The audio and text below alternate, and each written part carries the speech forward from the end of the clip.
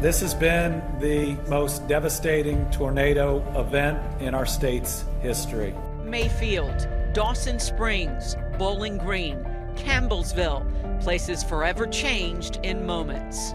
Our chiefs have told us it's like a bomb went off, basically. The loss of life, unimaginable. It may, in fact, end up exceeding 100 before the day is done. A frantic search for those still missing, some from a candle factory collapse. Please call me. I'm looking for you, baby. We've been looking for you. Me, Tamara, Ken, we all looking for you right now. LEX 18 crews are on the ground in multiple communities, showing you the damage left behind as the system moved through Kentucky. At this time, what we need from everyone is we need your prayers, we need your help. This is LEX 18 special coverage of the 2021 Kentucky tornadoes.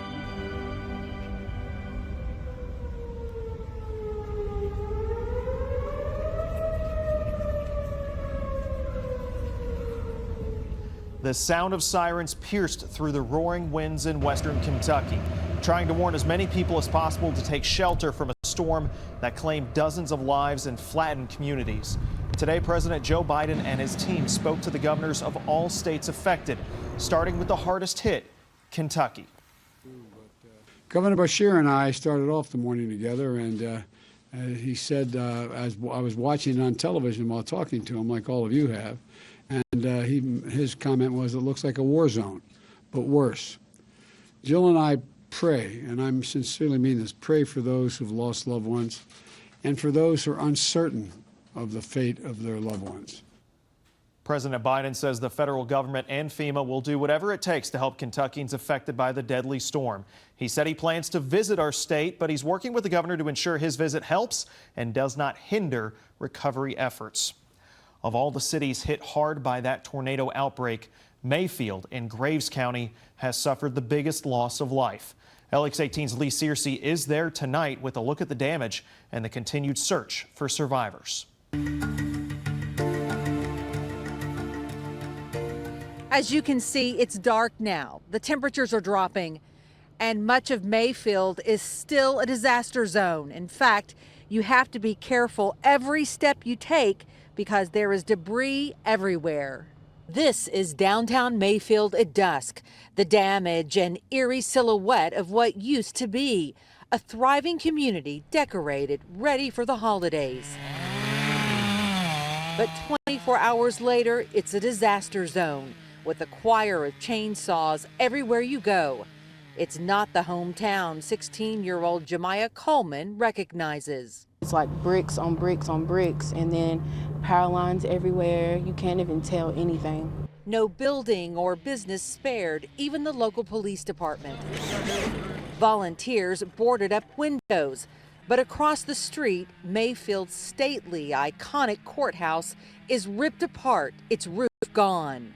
Is it as bad or worse than what you thought it would be? Worse, because we really didn't expect for it to hit this bad. A couple of miles away, mass casualties inside the local candle factory.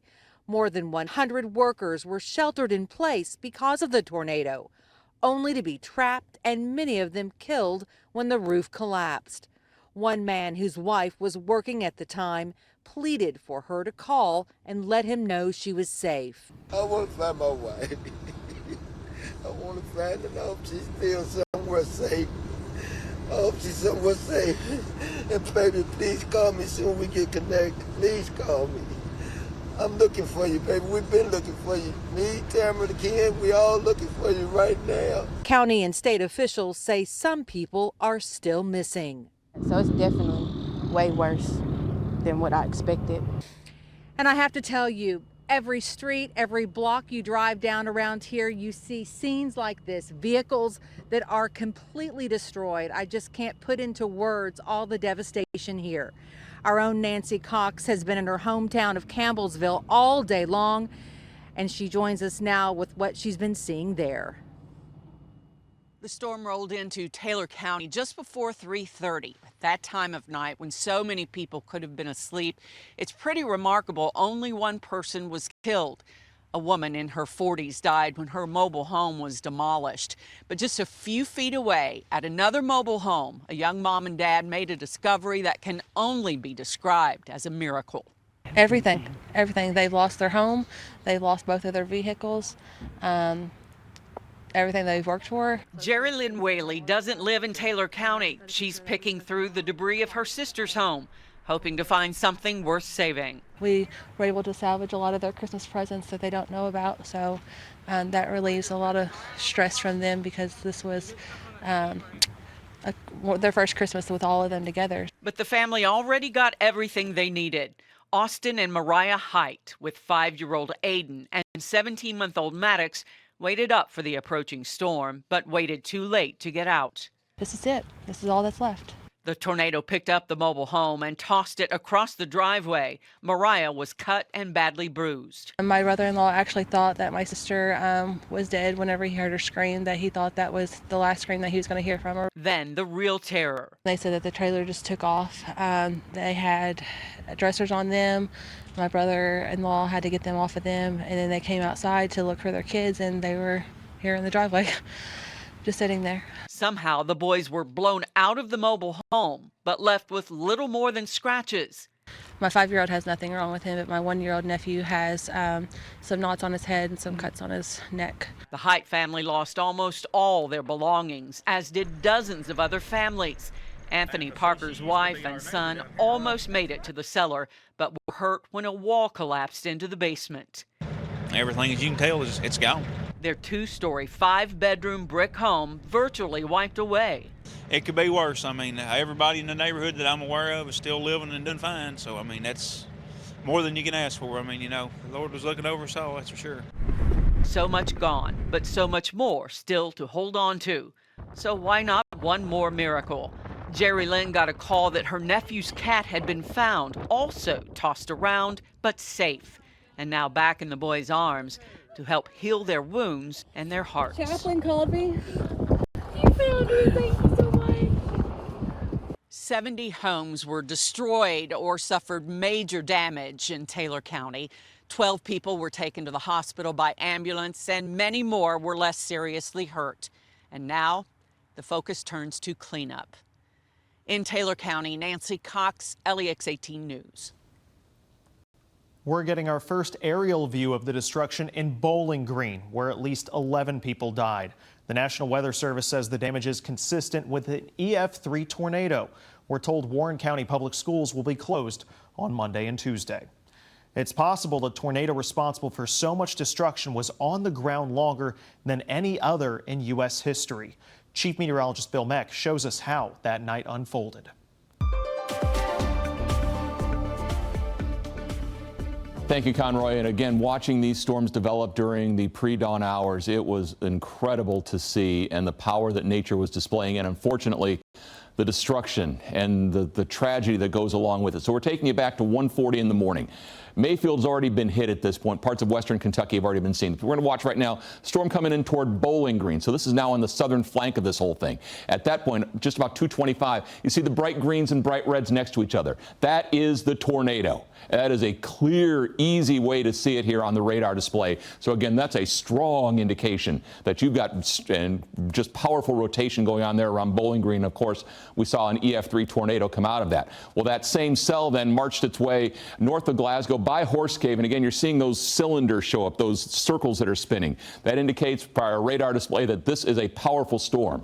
By 3:20, look at how bright that green and that red are. That is an incredible amount of shear showing up there in Taylor County, just north of Campbellsville. Again, a powerful depiction of the tornado on the radar display. That then continued northeast into Marion County.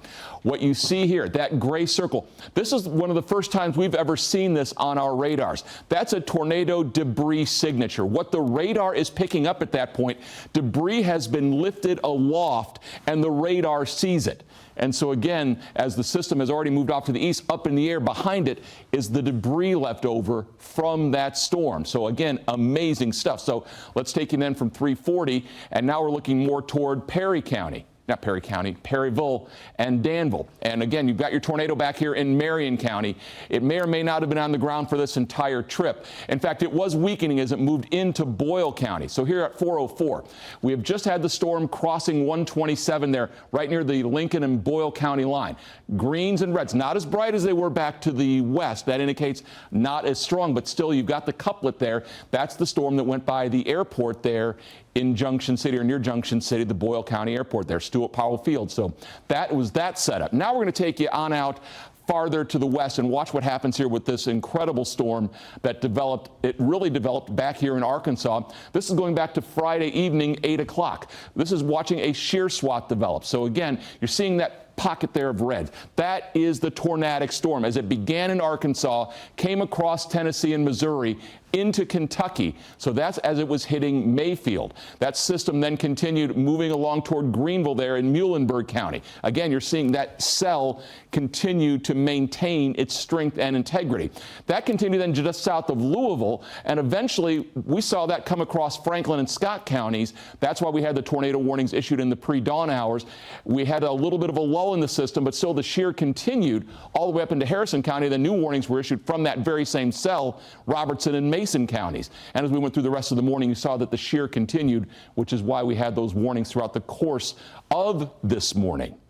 Now let's put this all into historical context for you.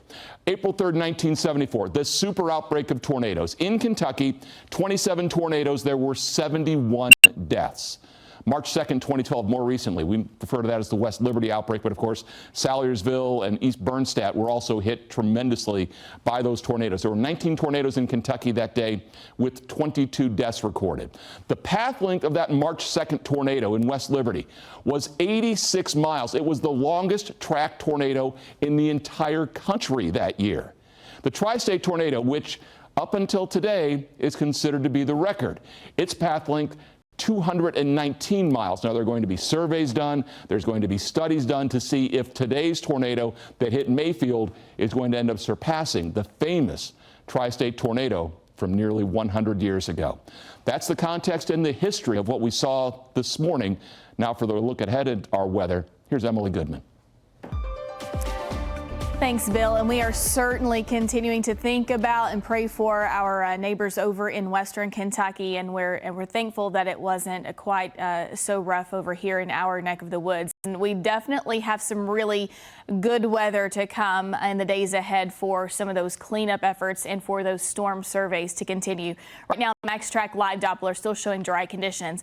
It's been dry since about maybe noon today in Lexington. And then, of course, most of that rain pushed over into eastern Kentucky a little bit later on. Temperatures, though, dropped sharply through the day. We're down to the freezing mark right now in Lexington. So is Richmond and Danville, 37 in London. That puts us around 30 degrees colder, 37 degrees colder now versus this time yesterday. And when you add some of those breezes to it, once again, we have feels like temperatures or wind chill values in the mid-20s, low 30s for southern Kentucky. Definitely a cold night ahead. And we'll talk about a warm up, though, in a few minutes coming up. In Boyle County, no injuries were reported, but the damage in one area was costly. At least 12 small planes were destroyed at the Danville-Boyle County Airport. Across the street, the roof was torn off of a house. A family of 4 was inside at the time, but they are okay. And 2 weeks before Christmas, part of the roof at First Apostolic Church was ripped off. The congregation rushed to get a tarp nailed down to keep rain from falling into the sanctuary below. To be honest, it's kind of sick to your stomach, you know, the first hour or so, and then you just got to get busy and get with it. A neighboring church is opening up their fellowship hall to them for services tomorrow. From there, they're going to take it day by day. LX18's special coverage of the 2021 tornadoes returns after the break.